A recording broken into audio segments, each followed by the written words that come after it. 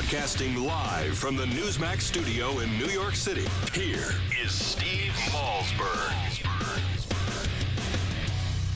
Today, by some measures, our schools are as segregated as they were back when Dr. King gave his final speech. And as a result, many young people in America are going to school largely with kids who look just like them. And too often, those schools aren't equal, especially ones attended by students of color, which too often lag behind, with crumbling classrooms and less experienced teachers. All right, folks, Michelle Obama speaking in Topeka over the weekend coinciding, I guess, with the 60th anniversary of Brown v. Board of Education, and blaming, the schools are still segregated. She says this issue is so sensitive, it's so complicated, so bound up with painful history. This is what she says to soon-to-be graduating high school seniors. Joining us now is the chairman of the RNC, Reince Priebus. Hello, sir. Hey, how you doing, Steve? Always great to talk to you. Welcome aboard. Glad to have you. All right, so, we've heard this before. Now, I don't know. I guess they want to bring back busing. But, of course, there's another solution, a solution that the Republicans have been pushing for many, many years, and that wherever it started up, it gets rave reviews and great success. Well, what Ms. Obama is missing is that her own party has been the party of no when it comes to opportunities for kids and parents to leave failing schools. I mean, it's her party that's decided that their general viewpoint is going to be that whatever zip code you're in, no matter how bad the school district is, your kids are going to have to go to a failing school. And what the Republican Party says, and what I think we need to say louder and stronger across this country, is that every parent in America ought to have the freedom and flexibility to send their kid to the best school and the school of their choice.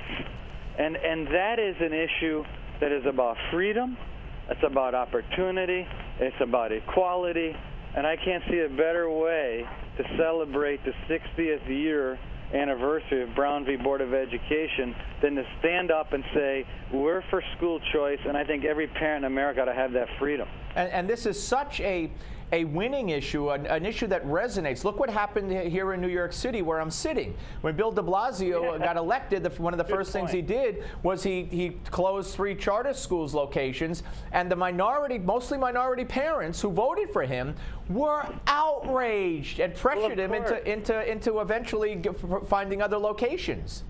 Well, and so I totally agree. I think this has got to be an issue that we put on the ballot all over America, which is if you believe in the freedom to choose the school that's best for your kid, then you ought to support the Republican Party. And look, I grew up in Wisconsin, as you know. Tommy Thompson, that's a governor from a little ways back, championed the first private school voucher bill in America in Milwaukee. And the kids are doing better, the schools are better, both the competition within the city and to the choice schools. Everyone is doing better. And now Scott Walker expanded school choice in Wisconsin, and you're seeing Republican governors across America like Bobby Jindal and others that are expanding school choice because it's the right thing to do.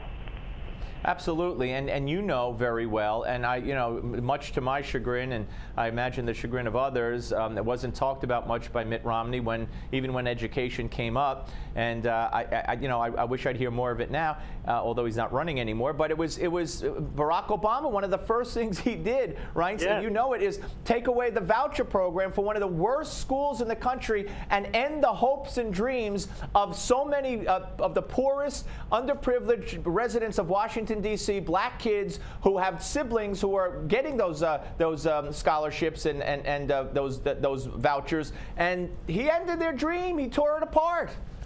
That's right. And then, Eric Cantor had just about a couple months ago released a program and plans to tie Title I funding to school choice.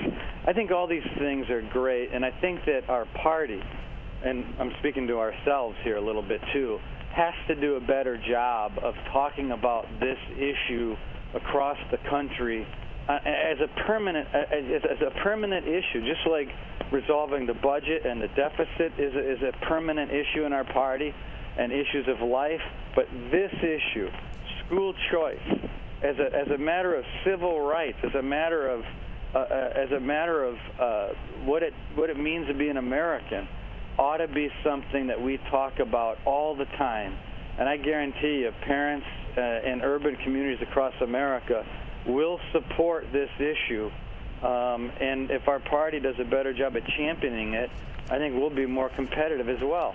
Unfortunately, and you did a great job on Meet the Press yesterday, and I want to address that in the next segment, but Eric Holder spoke over the weekend as well, again on the 60th anniversary of the Supreme Court ruling, and he said that public outrage over recent instances of bigoted remarks by well-known people, such as Donald Sterling, I guess he was referring to, he said these outbursts of bigotry, while deplorable, are not the true markers of the struggle that still must be waged or the work that still needs to be done.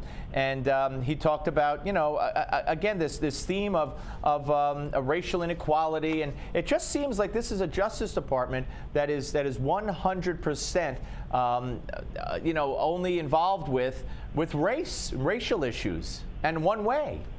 Yeah, it is interesting that you pointed out that way. There's so many examples of that in regard to how Eric Holder runs that department. But here's a good opportunity, though, for Eric Holder and others to embrace the equal opportunity of a great school that Republicans believe in communities across America. So it'd be nice if he would embrace school choice for families here in D.C. and families across the country. But my guess is he won't, because the teachers union has a stranglehold over the Democratic Party. Absolutely. You expect this to be a big issue in the 2016 campaign, though, well, correct? we have to. It should be, because it's the right thing to do, but it's also, I think it's our issue as a party, and we have to, and I have to, and we all do, have to do a better job of making this a top issue in 2016. And I think that starts now. All right, we're coming right back with the chairman of the RNC, ladies and gentlemen, Reince Priebus, and he will be here to talk about a little bit of his performance on Meet the Press yesterday, and talk a little bit of Hillary, Karl Rove, etc. So keep it exactly where it is, and you know where that is. It's the Steve Malzberg Show right here on Newsmax Television. Don't you go away.